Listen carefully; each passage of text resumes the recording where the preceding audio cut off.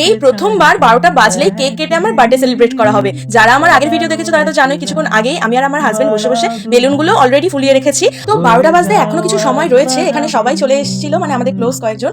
তো এসেই সবাই প্রথমেই বলে আমাকে একটু চেঞ্জ করে নিতে, একটা শাড়ি পরে নিতে, কারণ রাত্রেবেলা সবাই তো যে যার কমফোর্টেবল পোশাক পরেই আর কি ঘুমাতে যায়। তো সেরকমই সবাই ছিল, আমিও তাই ছিলাম। কিন্তু আমার যেহেতু ফটো তুলবে সবাই কেকের সাথে, তো সেই জন্য আমাকে একটা শাড়ি পরে নিতে বলে, তাই আমি এখানে একটা শাড়ি পরে নিই। তো 12টা বাজতে আর মাত্র 5 মিনিট বাকি, তাই এখানে সবাই কেকগুলো রেডি করছিল। আর আমি ছিলাম প্রচন্ড এক্সাইটেড, কারণ আমি দুটো কেক একসাথে কাটবো।